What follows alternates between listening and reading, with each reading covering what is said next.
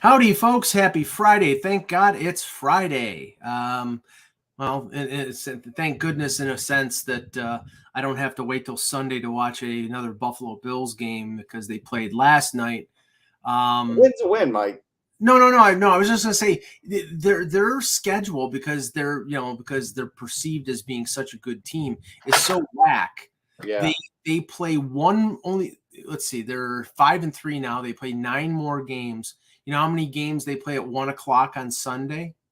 3. One Wow. more. That's absurd. Like, it's almost unfair, but since it's the Bills, I don't care.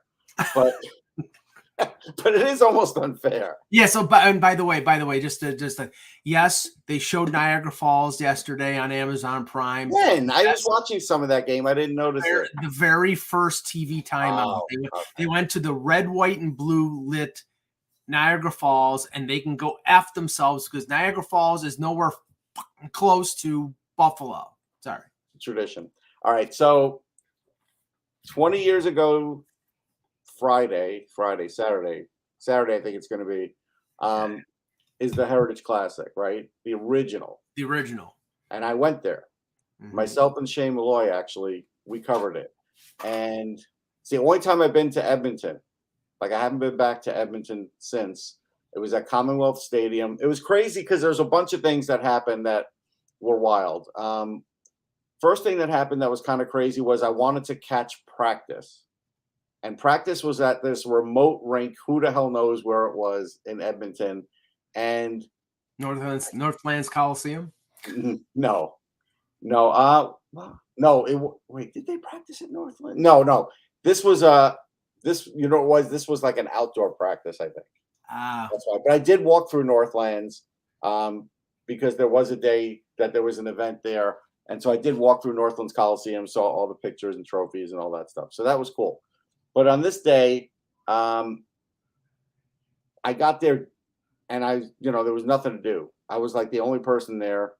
And so I called somebody on a payphone because it was a payphone, 2004. And then all of a sudden these 2 buses showed up, and I see Guy Lafleur gets off a bus and he starts smoking.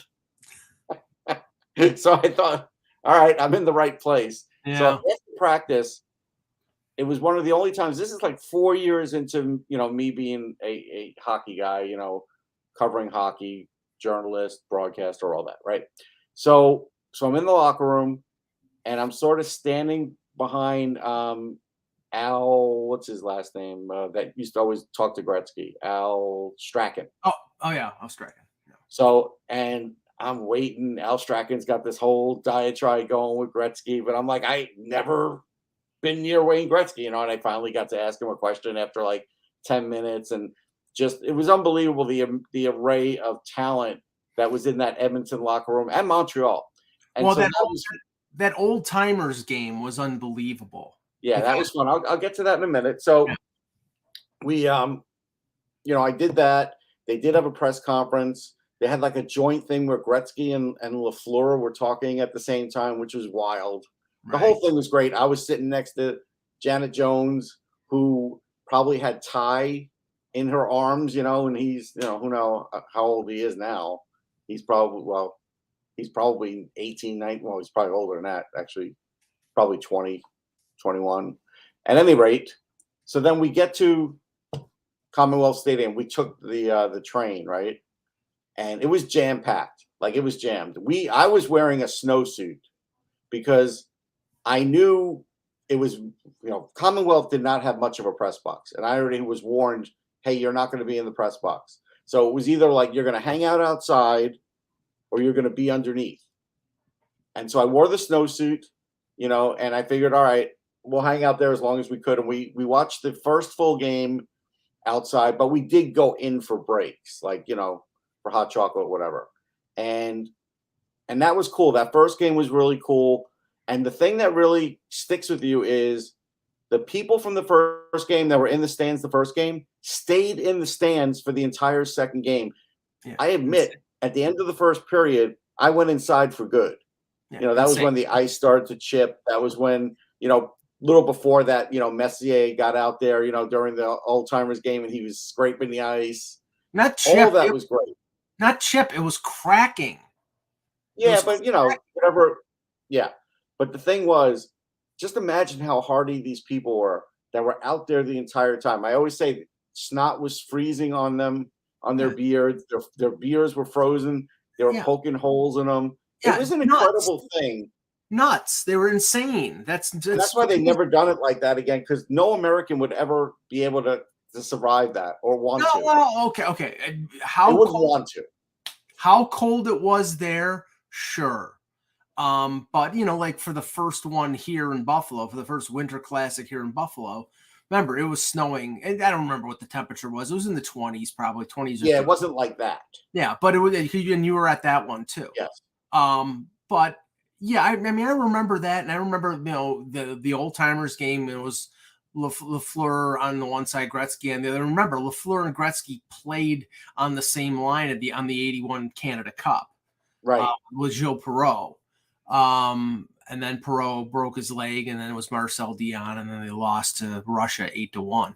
Right. But yeah, no, it was. I think the thing was, that one was so special because nobody thought that this would be an every year occurrence. I thought this was a one-shot deal. Right. There wasn't much press for it in the sense. Look, everybody who was in Canada that was covering hockey was there. So underneath, it was a who's who of everything because they were all underneath. And they had their original PR guy from when they were in their heyday, when they won all their championships. He was very well known. All of that stuff was amazing. But leading up to it, it was always kind of like, hey, it's this kind of fluky game. I don't know if there were more than like 3 American journalists there. Like, there was me. I don't even think Kevin Allen was there. So, you might have had 2 other diehards from some other cities, but not that much. It was mostly a Canadian thing. And I just thought it was like the greatest thing in the world and kept writing that there should be more outdoor games. And then it took 4 years to get another outdoor game. And even the one in Buffalo, they didn't promote very well. No. And honestly, Jan, with the Winter Classic in Buffalo, the fact that it snowed and the fact that it was a visual spectacle is one of the reasons why I think the NHL continued to do it, because there was so much after the fact. There was so much hype. The game sucked. It was a 1-1 shootout, and Crosby wins it in the shootout. It was boring. I was glad that it wasn't it wasn't. But it's supposed to be a spectacle. I mean, that was the whole point of it, was to be a spectacle, and that's right. That's what it was. I mean, look, I've been to all 4 Rangers outdoor games. I went down to Citizens Bank. I went to the 2 at Yankee Stadium, and I also went to the one at Citi Field.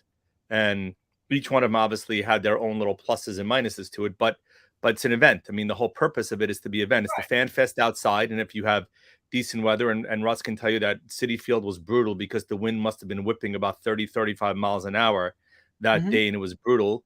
Yankee Stadium was an ice box to kind of walk around. Yankee Stadium was worse, and the second game was at night, right, which made it even harder to do stuff because of the start time.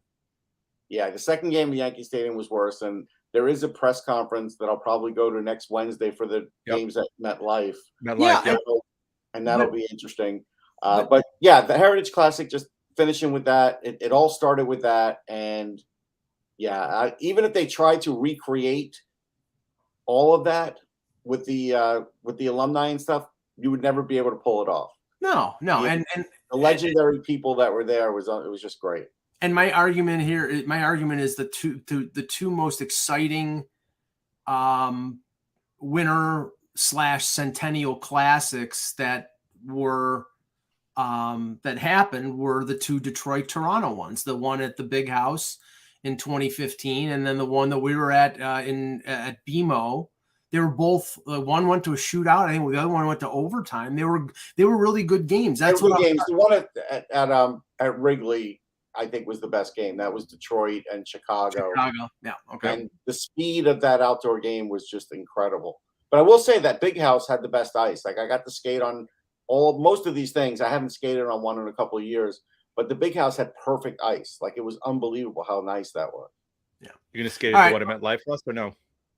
I will if they have a skate in between the two. I'll definitely do it. All right. Let's get the show started. Hello, Hockey World. Today is Friday, October 27th, 2023. I'm Jan Levine. I'm Russ Cohen from Sportsology. And I'm Michael Lagello, and this is the HockeyBuzzcast here on HockeyBuzz.com. We'll be joined in a few minutes by Anthony Mangione, and we'll just start the discussion with the news from yesterday, since we didn't do a show yesterday. The Shane Pinto suspension, which it's ironic that, we've been talking about Shane Pinto and the contract and when's the contract going to get done, and Pierre Dorion is really screwed up. And, maybe people still hold that opinion about Pierre Dorion screwing up because they maybe would have had him signed under contract, but apparently the Senators were let known that this was going on around the beginning of September, right around the beginning of training camp, and that may have been a contributing factor to the sort of stalemate between the two. But Shane Pinto was suspended by the NHL for 41 games for allegations of gambling. The details are still coming out, but I have to give Russ credit. He sort of pinned down what we ended up finding out a little bit from Pierre LeBrun and a few other the insiders was going on, where Pinto may have been betting through another account, not his own.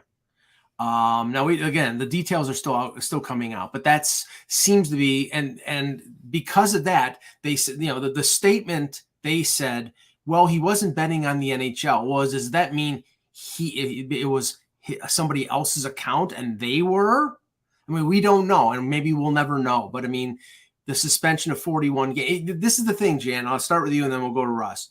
The thing that I don't understand about the suspension is, okay, if he didn't bet on hockey, the rules basically stipulate if you're not betting on hockey, then you're okay, you're fine. So why is he getting suspended for 41 games? The only thing I can think of is he's helping somebody else bet on hockey, or he's betting through a third party.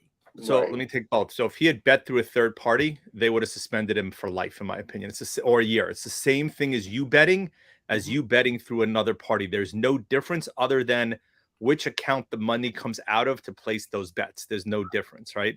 So that's probably part one. Part two, you look in the NFL, and they have the whole thing, right? You can't bet on premises, right? There's the difference with the NFL, where if you're on the property of the NFL team, you can't bet. So you look at like the Williams suspension and several others. A lot of that was because of where those bets were placed.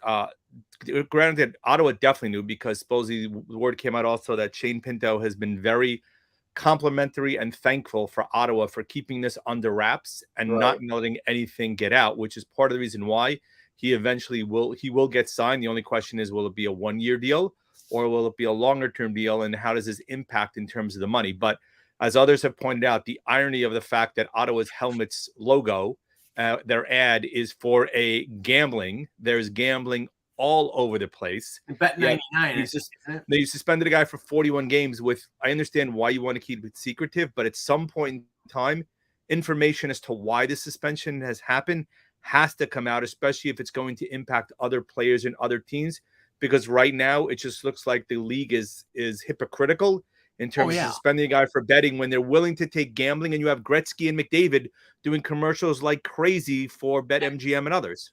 Yeah, I don't think it's, to be honest, I don't think it's ever going to come out. Players know through the Players Association. They probably already contacted everybody and updated them and reminded them, and they were a part of this. So the fact that that it was pretty bad if the Players Association signed off on this without a fight. And so that's something where that's how you know there's something bad. Now, Jan, you might be right. I still don't know if he was helping somebody or not, or if it was as simple as he was betting hockey, just not the NHL.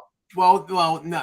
The indication is that the PA helped get the suspension down to 41 games. That there was some negotiation here in terms of maybe it would have been a year, maybe it would have been 2 years. Who knows? I mean, I think that's a nice thing to say. I don't know if it mattered that much. 41 games is a lot. Think about the suspensions we talk about on this show.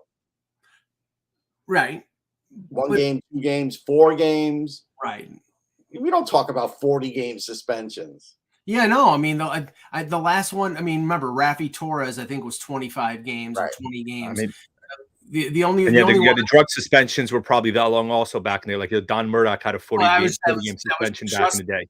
That was just what I was going to say, Jan. I remember the Don Murdoch 40 games. Cocaine.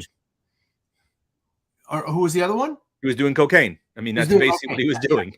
Yeah. Oh, yeah. No, that definitely was. But the funny thing was, I was talking with another reporter yesterday, and it says, yeah, there is a bit of a hypocrisy here. It's like, a separation of church and state, so to speak. It's like, okay, the NHL is taking big millions from FanDuel and Bet99 and all these sites. And like you said, Jan, the advertisements on, I think it's Bet99 on the Ottawa Senators helmets. And there's Ontario has put in regulations to stop NHL players, current NHL players, from being on ads, but it doesn't go into effect until next February. And you watch the ads right now, and Mitch Marner is doing something with Leon Draisaitl with Chris Pronger as a referee. I mean, they're getting it under the line as quick, because they know it has. Imagine if Chris Pronger was a referee.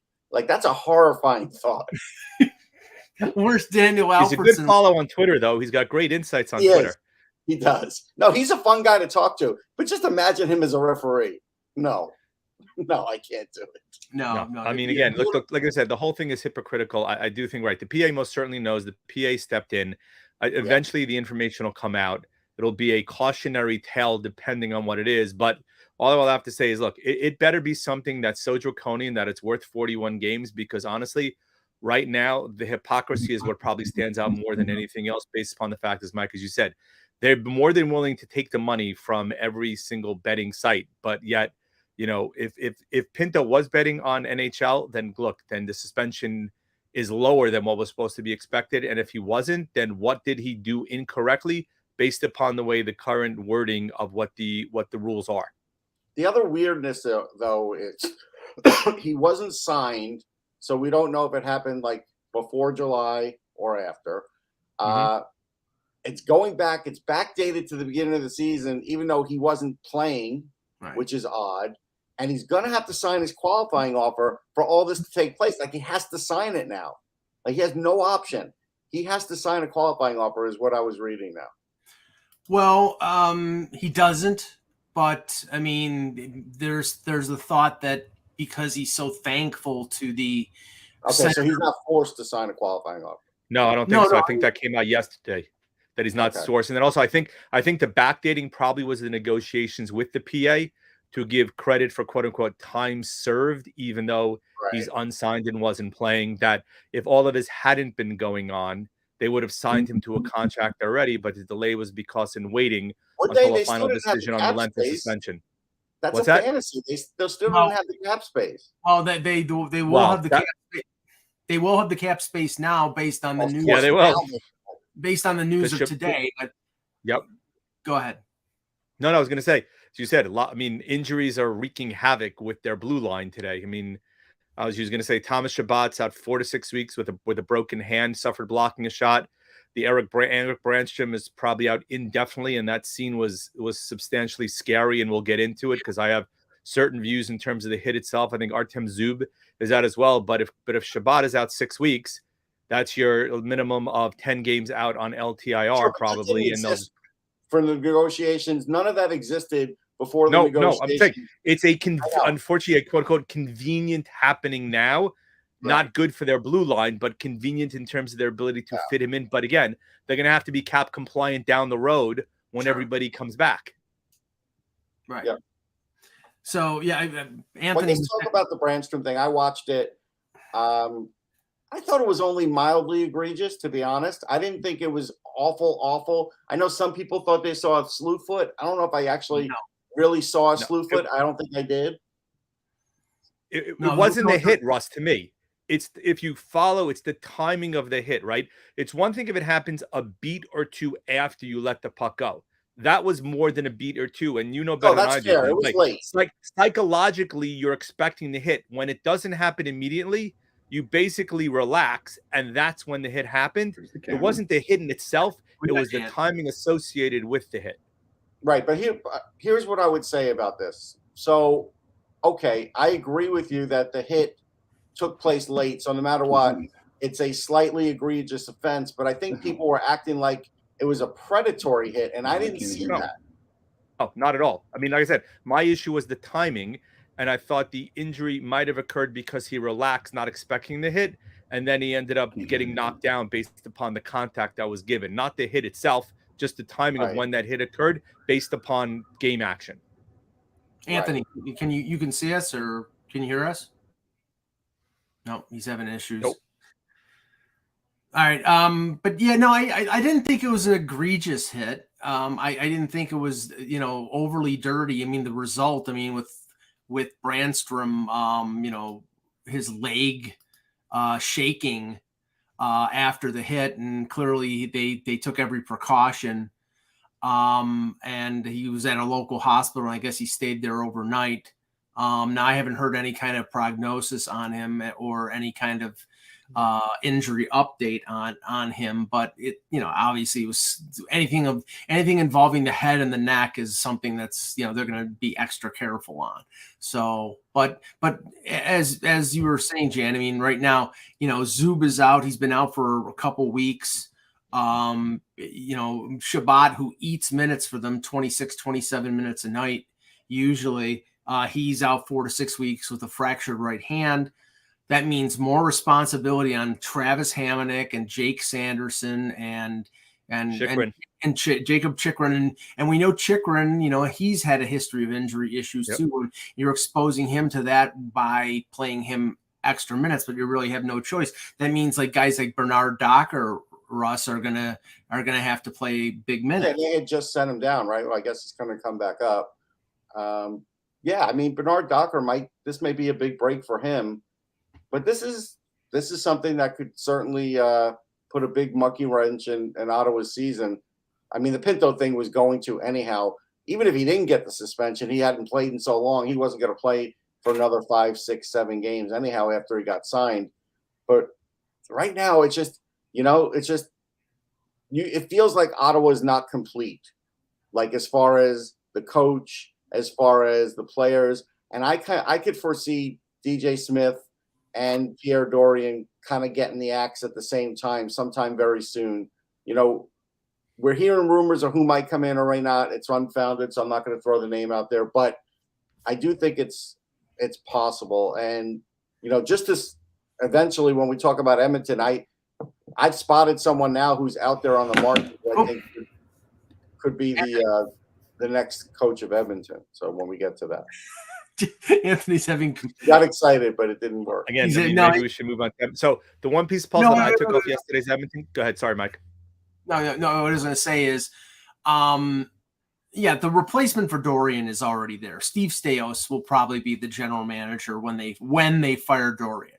Right. I don't know about DJ Smith. I think this is the final year of his deal, so they may let it play out. I mean, thing is, the one thing about them having the new ownership, I mean, they obviously want them to make the playoffs. They spent a lot of money on that team, but I also think that, with injuries sort of conspiring against them and their goaltending hasn't exactly been, Anton Forsberg, it looked like his usual sieve-like self against Buffalo earlier this week. So, and if Korpisalo has not started off well there, I mean, if they're not getting the goaltending and their defense is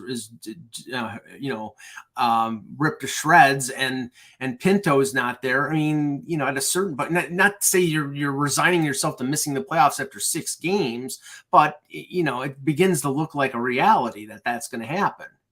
Well, I mean, if they fall completely out of the race with Shabbat and those guys out, it's a different story. I mean, they're 3-4. They're not too far back right now. I mean, unlike Edmonton, that's now 1-5-1, and with McDavid still out. But Ottawa's in a little bit different of a state than Edmonton. But the one thing I want to take from Edmonton, I don't know if you guys watched the game last night, but I was obviously watching. This was the Rangers. So there was 2:53 to go in the game, right? 3-0 Rangers. Mm-hmm. Wheeler, I think, took a penalty. They did not pull the goalie and have a 6-on-4. It's like they literally almost tossed the towel with 3. Not that they could have come back, but they literally almost tossed the towel in. and didn't pull the goalie to try to have a 6-on-4. And the Oilers fan base was going absolutely bananas and booing them the entire power play. Not that they really generated anything at all, but just the fact that they didn't pull the goalie and make an attempt was not well received by the Edmonton faithful. Well, lo and behold, Anthony, I'm just stunned about the Edmonton Oilers. My goodness. My timing is impeccable, apparently. Yes.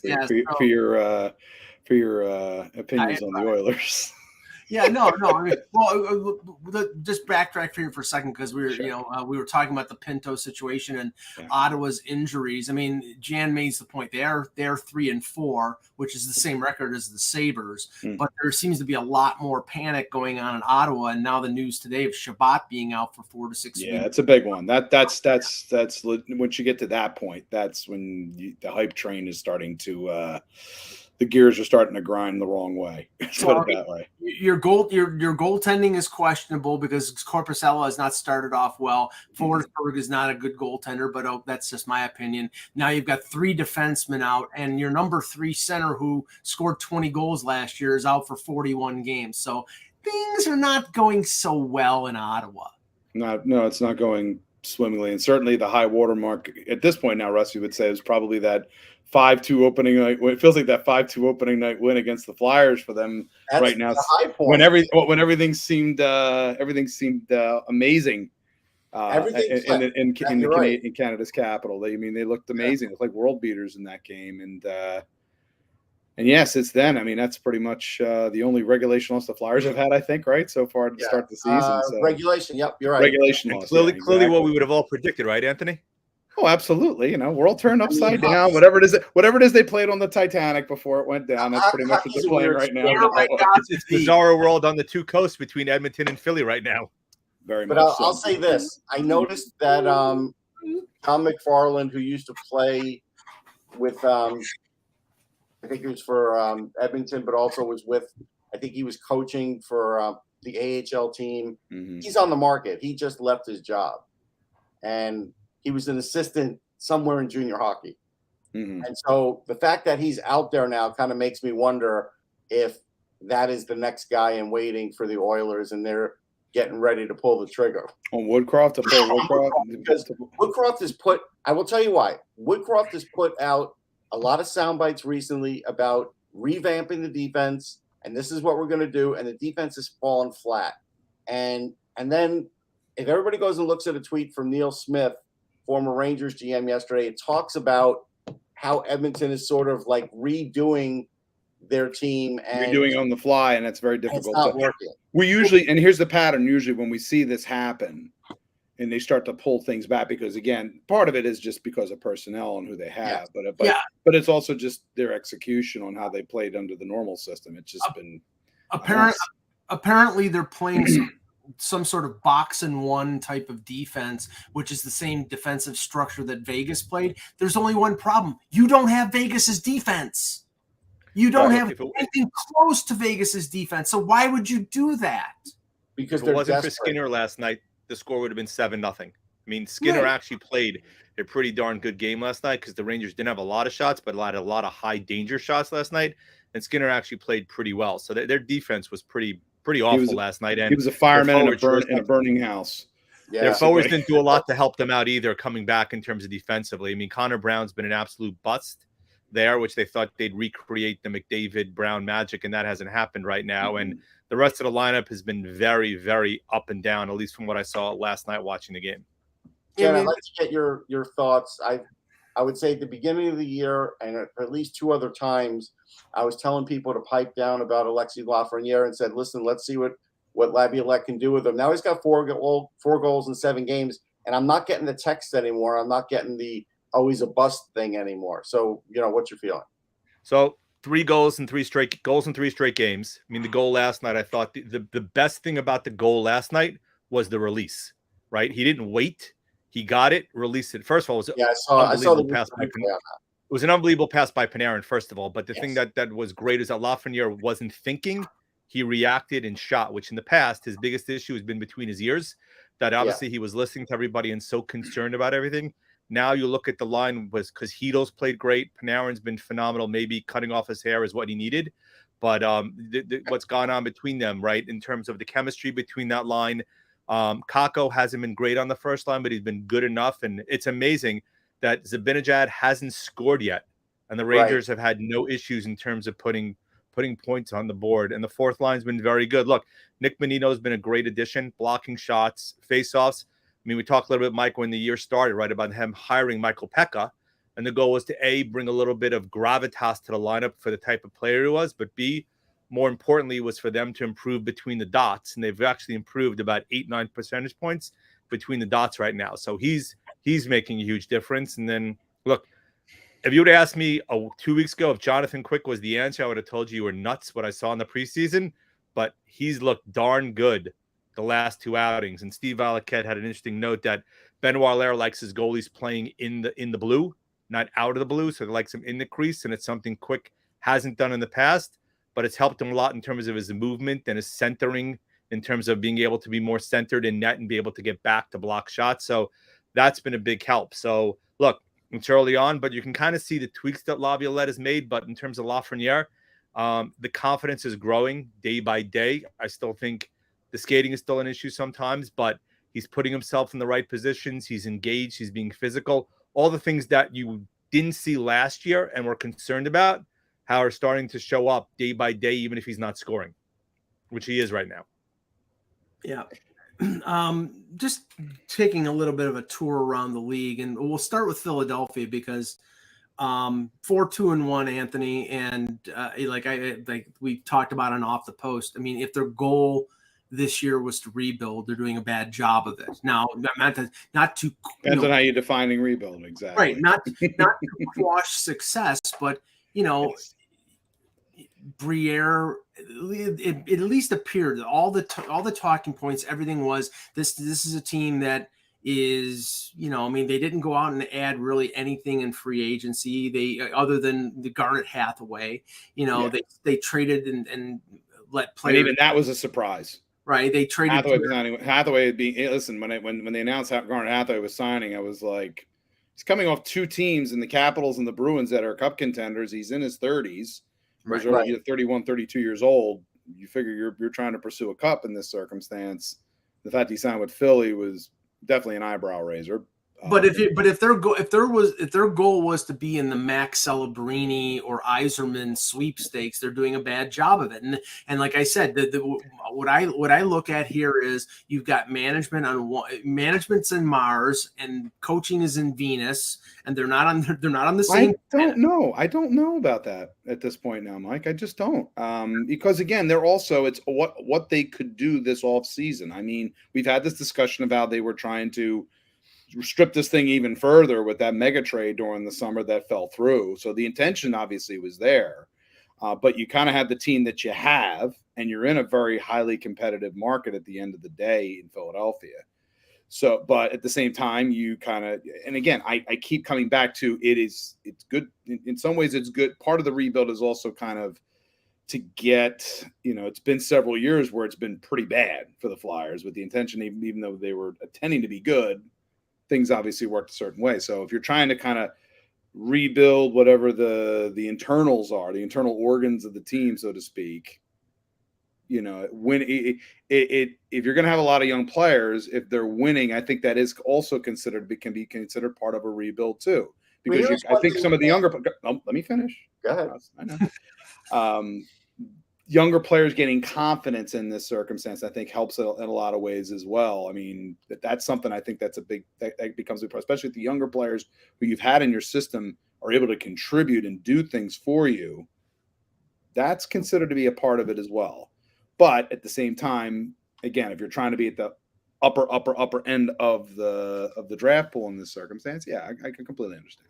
So something that John Bruchegras said last night, how they meet with the coach, that Tortorella says he loves the fourth line, even though they don't have any points, and he's trying to get them in there more. That's a little disturbing considering, they should only be an 8-minute pair, an 8-minute line. And what is the thought process of getting them in for, 12 minutes a game? How is that going to help? I think he sees that line as being sort of a tone setter for something, for however it is he wants them to play and get the rest of the team kind of engaged, at least initially, at least when he has them out first.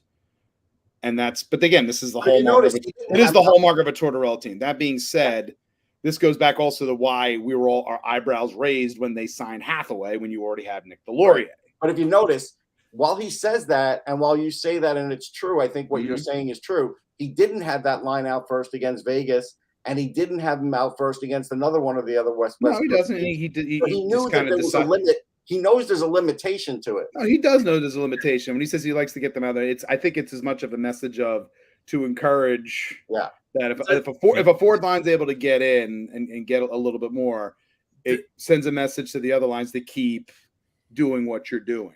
Does that mean to me two of the keys that I've seen? Well, first of all, Anthony, one is the return of Couturier has made an absolutely massive difference for that team. Right? I mean, it's massive. That's massive. Yes. And B, obviously, the trade of Provorov has actually resulted in Sanheim taking a major step forward and kind of being a number one defenseman, right? Yeah, granted, we'll have to get into them. I'll let you guys discuss Morgan Frost and what's going on with him being benched, but those two moves in terms of the uplift of the team has probably played, besides the play of Hart, the biggest roles in the team right now, being 4-2-1, I think.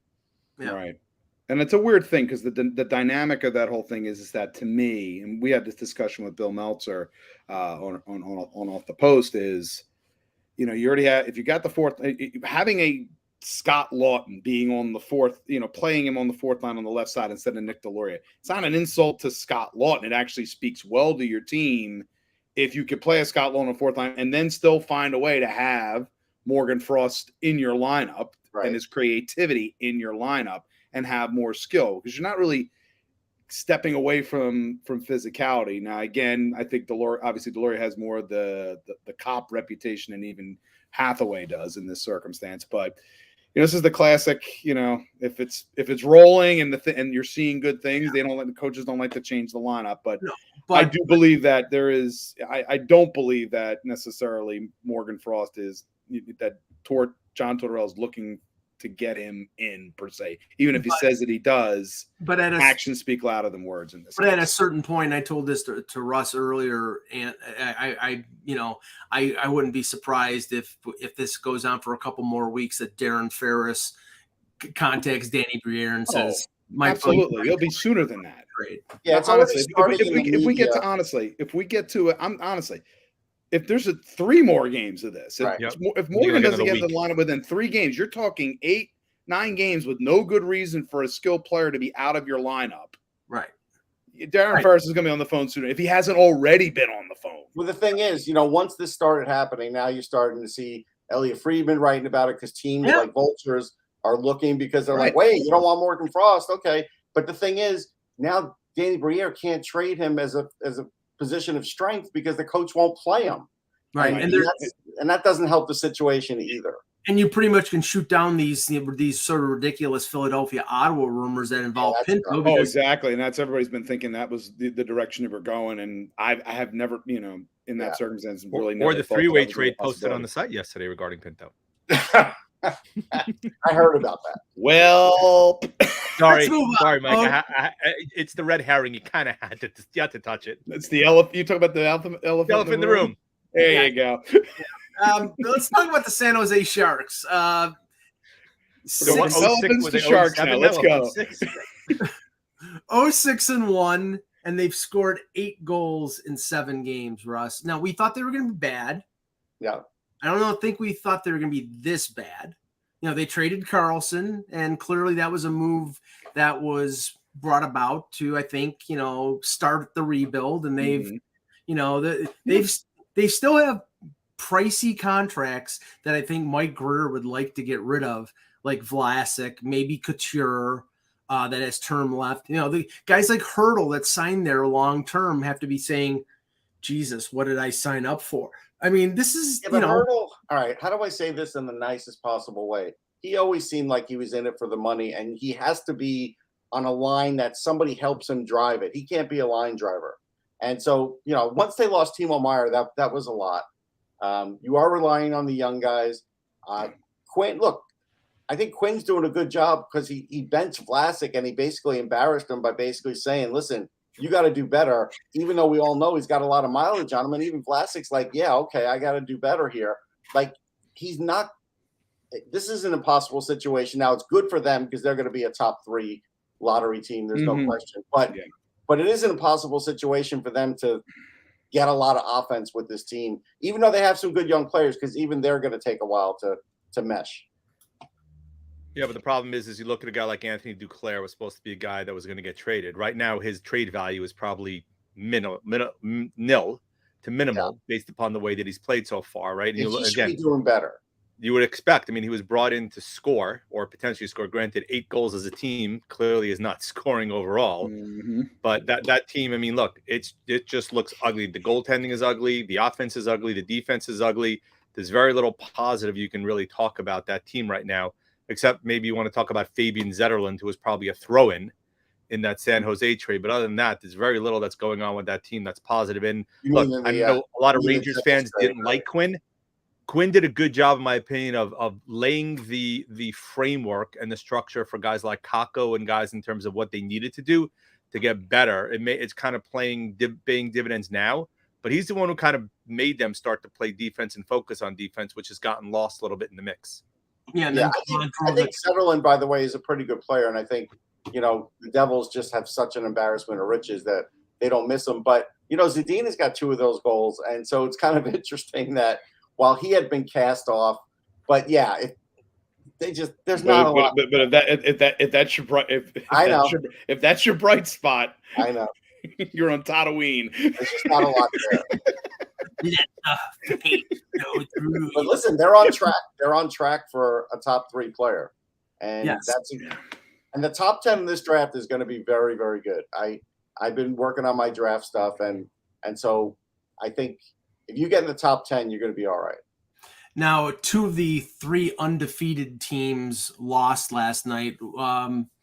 Surprisingly, the Anaheim Ducks beat the Boston Bruins on a Mason McTavish overtime goal. And, I mean, I have to say that the Bruins being 6-0 is one of the biggest surprises in the league because, not to say, maybe we should have learned from our mistake from last year, but last year, there's a guy named Bergeron, and there was a guy named Krejci as the first and second line center. And now it's Pavel Zacha and Charlie Coyle. But it doesn't seem to friggin' matter. It doesn't seem. They got a kid whose name everybody is. I've heard all kinds of pronunciations. Yeah, that's it. It's Poitras. And he's not going to keep up that pace. But look, I mean, Boston still has a great power play, and they have goaltending. And we said, and I still had to pick them for the playoffs because I looked at the division. But the thing is, with Anaheim, I'm still dubious on what they're doing with Leo Carlsson. I want to see if he truly gets over the 40-game mark or not, because there's word out there that he's going to be, playing a significant amount of games. But I want to see it. I don't think we're going to see him Saturday, Ant. I think he'll be resting. Or I wouldn't be too surprised if he was, because I know there's a certain kind of, I don't say duplicitous plan to try to avoid that first year of the contract, but they're making it sound like load management, and it really is a load. It really is a load. Teams are watching this and going, that's a load, all right. A big load, folks.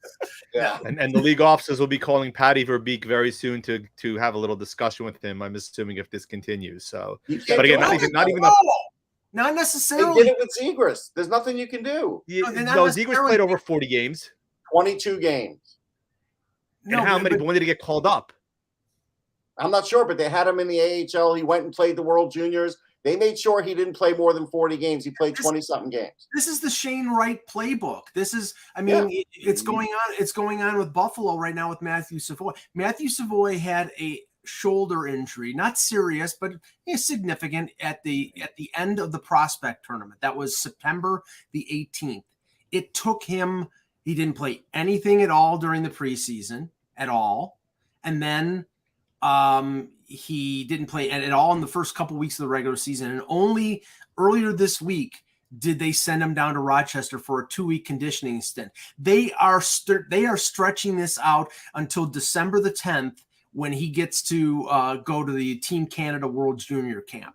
They don't want to send him back to the WHL, and the WHL wouldn't give him exceptional status. So this is the playbook that these teams that they don't think there's anything to be gained by going back to junior or going. This is the playbook that they operate by. Well, given how Carlson looked yesterday, it's kind of hard to argue that he should go back down, right? I mean, he was a key driver for that 3-1 comeback late in the game, and part of the big reason why they won. And you can see the chemistry between him and McTavish. And Zegras hasn't even financial thing. He hasn't come close, Zegras, to getting hot, because I think missing the training camp, except for the last week, has had a major impact on his early season play. And Cronin benched him too in the third. The thing is, though, they know what Carlson is. He's already played in men's hockey. They know what he can do. Now they just want to keep him as long as they can, and that's the Anaheim way. Like they've done this before. Now Mintyukov's going to be a similar situation. We're going to see how long they're going to have to use him for, and maybe they'll change their ways. But until they do it, with Drysdale out, he probably has a better shot at sticking now, right? Because Drysdale's out with an injury. Right. Yeah. Well, we'll see. Now, just some teams that have started off surprisingly either bad or good. I mean, again, Boston 6-0-1 was a little bit of a surprise. Carolina at 4-4 is a little bit of a surprise because everybody, I mean, that was the chic pick to come out of the Eastern Conference. And them are the Devils, yeah. Them are the Devils, and I continue to say that until their goaltending is a little more proven, or maybe they finally go to Kochetkov, that because I mean Ranta and Anderson, give me $1 for every time they get injured. Any Freddie Anderson conversation you can't discuss because we know you're viewing it, so you need to let the other people bring it on because we know Michael has to Michael has to recuse himself from testifying. Clearly. Well, I would say with Carolina too. Well, first of all, Pesci being out now with an injury is a pretty big impact on them on their blue line. But B, obviously no Svechnikov the first 8 games, and he's coming back, right? But on the flip side, Coach Kotkaniemi is actually gotten off to a great start. If Mike has to recuse himself from Anderson commentary, that old Russell in the corner there, when it comes to D'Angelo. And Patrick Kane. Put him in the corner if it's Patrick Kane. No, Patrick Kane's a different situation. We need more panel members then. Nobody be talking. Nobody would be. But here's the weird thing. You know what the weird thing is? They're leading everybody in goals. Carolina's actually scoring goals. They got weapons. They can certainly score. It's being able to stop it going the other way. That's always been sort of the conversation we have on Carolina. Yeah, but they're 32nd. They've given up 35 goals in 8 games. They're averaging over 4 goals per game again. Yeah. So that's why they called up. Wild, it's fun. Well, no, the funny thing is like two of the best defensive teams from last year, Carolina and Minnesota. I mean, we expect Edmonton to be down there because they suck defensively. Minnesota's a big surprise for me. Minnesota's also they're missing Spurgeon, which is a big impact.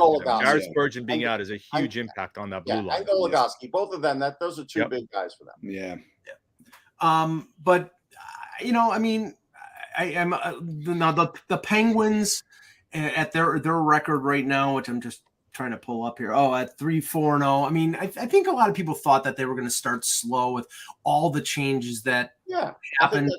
They had a good outing yesterday against Colorado, beating them 4-0 and giving Colorado their first loss of the year. I mean, I think there's enough there for them to be in the wild card race, but the thing I'm worried about is, again, their goaltending, because Jari is like this, and the age on that team. And, we were talking about this earlier in the week. Letang, his role on that team, now that Carlson's there, it's been thrown for a loop, so to speak. It's thrown for a loop. I think as much I also believe that they're trying maybe to kind of lighten the load a bit on Letang in some ways, having Carlson there, because that when they get to the postseason, maybe in this case the tread won't be quite as worn on the tires by the time they get there, and they can have them both ready to go. But again, I'm in the same boat as you. The Penguins there's a lot of good elements to that team, but there's definitely that aging component. They keep obviously pushing the window, and they're going to continue to do it.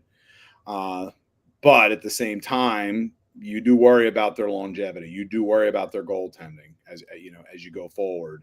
If Jari is going to be that roller coaster, then you better make sure that roller coaster is hitting its peak by the time you get to the postseason, and that's a challenge that Sullivan and everybody has there. Hey, look, I mean, right now the Devils are disappointing. Jack Hughes is a one-man team at the moment. Like literally, I mean, they're scoring some goals without him, but not a lot.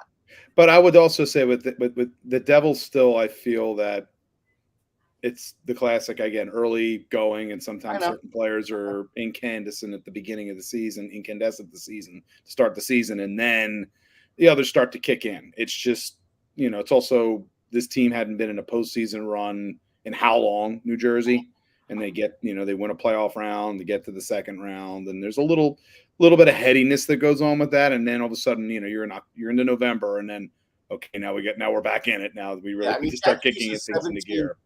17. The one thing we learned last year, right, is don't overvalue the regular season, right? You saw what Florida did, right? If there's a team, and Russ used the term load management, right? Pittsburgh is a prime candidate for load management, right? They may rest some veterans periodically to try to keep them fresher for a longer playoff run, especially if they end up being locked into a spot late in the season, because why bother to push if you don't have to, if the key is just to get in, and figuring if Carlson and Letang and Malkin and Crosby are firing on all cylinders, you want that happening in the playoffs as opposed to worrying about it happening during the regular season.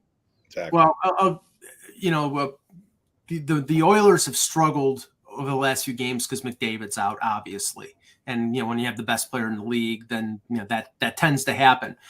I think the second most valuable player in terms of importance to their team is Ilya Sorokin, because honestly, I saw some of the highlights of the game yesterday against the Senators, and Sorokin made about 4 unbelievable saves. And I'm convinced that if they had to go to Varlamov or whoever else the third stringer is, that team would lose on almost every night. I mean, Jan, right now, it's early. They are who we thought they were. They're a team that is completely dependent on Sorokin, completely dependent on their defense, and will win almost every one of their games 3-2 because they can't score 4 goals. Well, you talked about teams not bringing in a lot of players in the offseason. The Devils are a prime candidate, right? They re-signed the guys that they did, and we know that the 7-year, $20 million contract was a favorite of Lou Lamoriello's this offseason, right? Pierre Engvall and a couple of others got it, right? Oliver Wahlstrom has been, to a certain extent, stapled to the bench for a good part of the season before he got in. They moved up Anders Lee back to the top line to go along with Horvat and Barzal to try to give them the semblance of a top line. But that is a team that is going to live and die by Ilya Sorokin. It's going to live and die by their blue line stepping up, because honestly, unless you think Simon Holmstrom is going to make a huge difference, there's not a lot in the pipeline right now with them dealing Antiratu last year in Vancouver to go get Horvat. There's no offense that really is going to be coming up to try to make a difference. Maybe Palmieri makes a difference a little bit, and Engvall they're hoping will be their second line winger, but that's not a lot of team with offensive talent that's spewing up and down that lineup or in the AHL right now. Well, don't forget, Zach Parise is skating. At some point, they're going to fit him in, too. He scored 21 goals last year, Russ. Make fun of him. He still got 21 goals last year. I'm not making fun of him. I'm just telling you a fact. That young whippersnapper. What I do feel bad about, and I like Zach Parise, but again, I don't think he's scoring 21 goals this year. Lane Lambert could be a good coach. We're never going to know. This is Lou and Barry Trotz's team. It hasn't changed much, and that's part of the problem. Yeah, you spent $8.5 million on Bo Horvat, and I like Bo Horvat as a player, but he's not a difference maker. He's not a number one center. But on that team, he is a number one center. But he's a bad number one center. He's a good number 2. They moved Barzal to wing, right, to make room for him. Barzal was your number one center, technically. Yeah. You're just playing different spots on the top line right now. So it begs the question. They make a move for a scoring winger at some point during the season. They move Barzal back to center, and they have Horvat at line 2, and all of a sudden they may look a little – maybe certain things connect better that way. With what money? Yeah, with what cap space? I mean, they got to move out. I mean, they're going to have to move something. They're have to move something out, obviously. Yeah. But, Yeah, good luck. Good luck trying to get somebody to take JG Pageau at $5 million. I mean, you figure since they moved out Devin Taves for 2 seconds at one point, they could probably move out Ryan Pulock for 2 seconds, and now listen, that may be exactly the direction that they would have to go in order to add a scoring winner. It's ridiculous that they would do that again, but you might trade Noah Dobson right now. Trade Noah Dobson. There you go. Two teams here. One that boy, everybody was popping the champagne corks about the Detroit Red Wings at 5-0-1. And gee, I was not. I know you weren't. I'm just saying that's why. And gee, they lost 2 games in a row. Now everybody is off the train. They're off the wagon. Yeah. One of my concerns was Billy Huso. And early in the season, I was talking to Kevin Allen about it, and I said, I think he's okay. I don't know if he's any more than an okay goalie. And the problem is that it seems like he's given up 3-4 goals every game, and they can't keep up that offense. No. DeBrincat's not going to score like Wayne Gretzky. DeBrincat will be hovering in the 30 to 35 goal range this season. The key is what's coming behind him. Right. That's what Detroit has to look for there. Right. Now the team that I'm buying in on Dallas. Dallas was my Dallas was my team to come out of the West, and everybody else is picking Edmonton. I'm a big J.R. Ewing guy. I was partial to Pam Ewing, if you ask me. Thank you for serenading us, Russ. But Dallas last night ran into a brick wall named Joseph Wall last night with the Leafs beating them. And are they already using that as his nickname? Yes, they're calling him Brick. His nickname is Brick. I mean, that's low hanging fruit. I basically low hanging. It was already on the ground. I'm waiting for him to come out with a red and gray brick wall mask, but he's got some ornate leaf thing that he's wearing. I'm waiting. I mean, there was already Wall for Vezina talk. I'm waiting for that to start. That's come on, please shut up. But no, I'll just say this: it's like, Dallas did play Wedgwood instead of Ottinger. I was looking for the rematch of the 2018 Team USA goaltending tandem, and they're buddies and everything like that. But I look at Dallas, and they're just a deep team. Heiskanen is getting better every year. I mean, Suter can still play, and Lindell, and I like the constitution of that team. And I think it speaks a little bit to Toronto that they beat them, because, I mean, Toronto right now, after starting out 2-0, then they lose 2 in a row to 2 bad teams, and then have won 3 games in a row. So they're sort of bouncing back from a little bit of an up and down start. And we're going to do a bit of a deep dive on the Dallas Stars this weekend on Off the Post with Taylor Baird from Defending McD. So guys can keep an ear out for that at 9:30 on Sunday. Yeah, nice. Usually Russ is the one to do the well done. Well done. Okay, so before we end the show, and this is not meant to rub anything in here, Anthony, it's just because the World Series is starting tonight. Mm-hmm. Under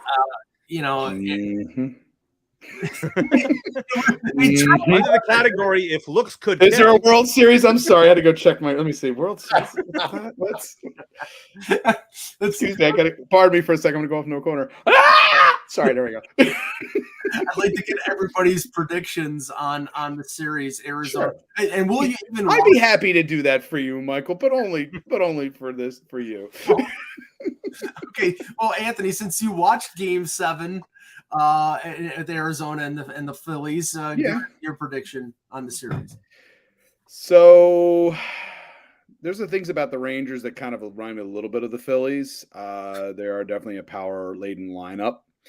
I guess the key thing that we need to see here is whether or not they fall into the trap that the Phillies did, which is, the Diamondbacks I thought they did a great job, obviously, in games 6 and 7. Honestly, they did a great job in games 3 and 4 too. That's where they really set the tone. And that's really where they set the tone in that. But again, when they got back to Philadelphia, I think, again, they handled it. I mean, they went in, nothing to lose, and came in and played well. And the pitching, again, that's the key that I look at right there. They got guys with really, really excellent craft, all-speed pitches. Merrill Kelly looked like himself, obviously, in Game 6 after a shaky start. Mm-hmm.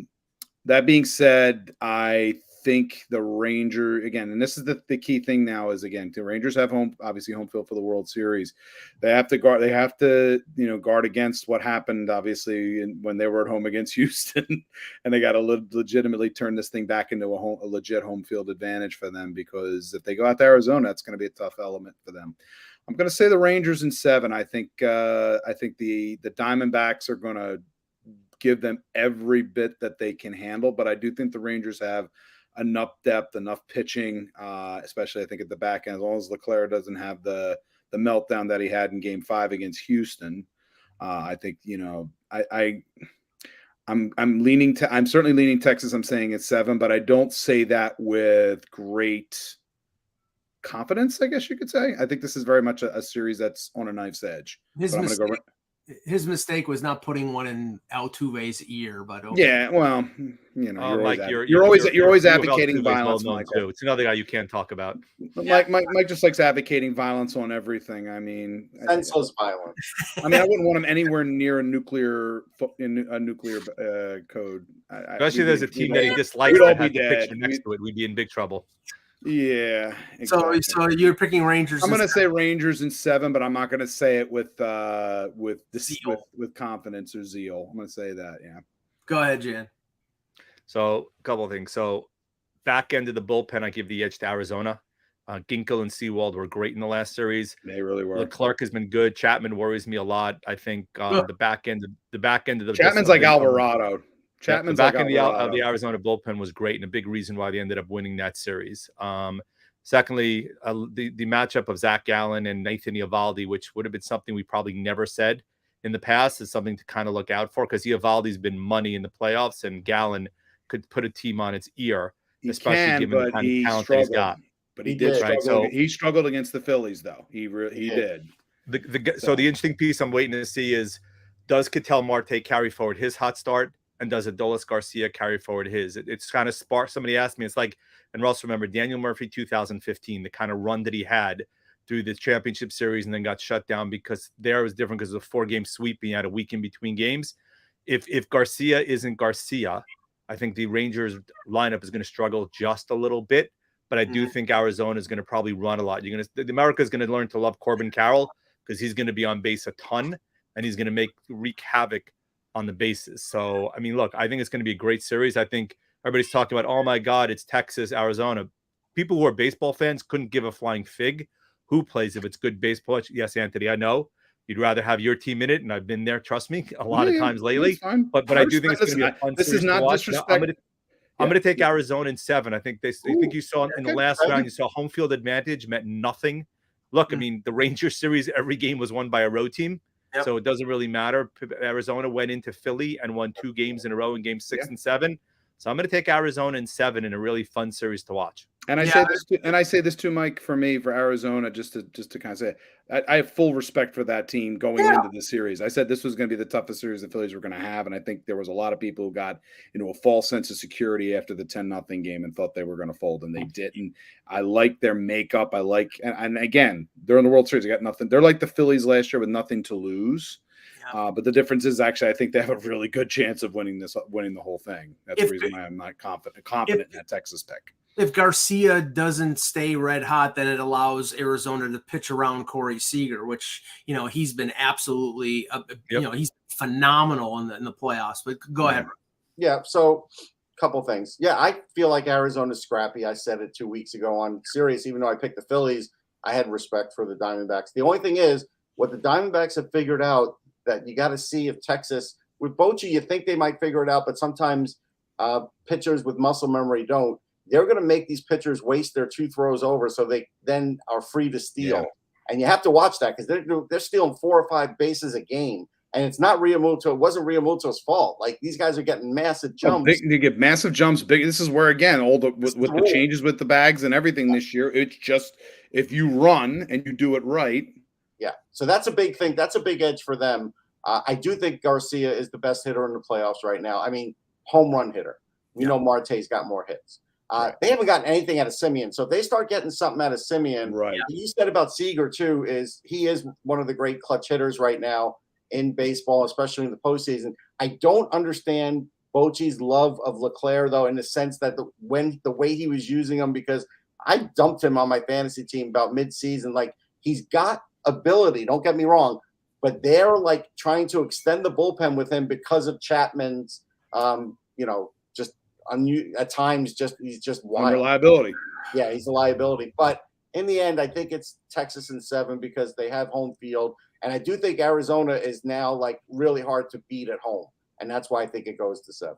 Yeah, I mean, Arizona is just like this complete no-name team other than, than people who actually know baseball. Marte's always been a good player. And I know Blue Jays fans know who Moreno is because they're all and Lourdes Gurriel Jr. They're not exactly happy in Toronto. One thing that worried me going into that series was like, oh crap, there's a Gurriel in this series. How is Darwin Valshow hitting right? Oh, that's right, he's not in the playoffs. No, I do put something in name value. I think Texas is a much better offensive team, but that doesn't mean that Arizona's pitching staff can't shut them down. I mean, Arizona's lineup is deeper with Jung, with Heim. We already said Simeon and Cedar. Tavares is a really good defensive center fielder. Now. But it sounds a lot like what we said about the Phillies. Yes. Yeah. This is all it feels like a rerun of this. So we're taping in 45 minutes. Right. Well, this is the pre-show for our baseball show. Where's Nico? I'm going Texas in 6. I think it'll be a close series. I think Arizona, like Russ said, is scrappy, but I think in this instance, Texas. They've been close a few times, and this is, with Bochy, who is, a Hall of Fame manager. I think he gets them over the line. But, there's if you're picking at 6 or 7 games, it's a series that's too close to really, nobody's picking it in 4 or 5. No. So I'll ask you the better question. Do you pitch Max Scherzer in this series? Yes. Game 4. Given how bad he's looked. Doesn't matter. Those 4 innings, I'm happy. The Phillies pitched Noah Syndergaard in Game 5 of the playoffs last year. Right. So and Syndergaard was definitely not. He had a pretty good game in Game 5 last year. Max Scherzer's to pitch 4 innings to give the bullpen a break, just like I felt like the Phillies. You may get both teams do a bullpen game. Game. Right. Yeah, it's going to happen. This is the nature of baseball now. The one pitcher that worries me for Arizona is Saul Frank, who's been good against lefties, but he's been really wild. When he's wild, the Phillies hit him pretty good. He's really wild. He had moments. Not something Texas could take advantage of. Yeah. But he's a young pitcher who came up like really early, and I wouldn't be too surprised. Kirkering was good early on. And then he struggled late in the series. Hey, listen, I retweeted Taijuan Walker because my whole thing was, even if he wasn't what you thought he was, you could have used him to mop up in one of those games to save the bullpen, and that's what he should have been used for. Yeah, I mean, you're going to go Eovaldi 2 starts, Montgomery 2 starts. You're probably going to have to go Scherzer at least 1. Yeah, Scherzer's going to get at least 1. You made the acquisition to get him anyway, and you're going to probably play him. You're just going to put him in a. Well, he's now got the cut on his finger, so we'll see if he pitches with the cut on his finger. Max Scherzer will glue that. Oh, I know. I almost used the S word. He will glue that, and he will pitch. You know that. Yeah. All right. Great show, guys. We'll be back on Monday with another edition of the Hockey Buzzcast. For Jan Levine, for Anthony Mangione, for Russ Cohen, I'm Michael Agello. Thank you for watching, and remember, without the buzz, it's just hockey.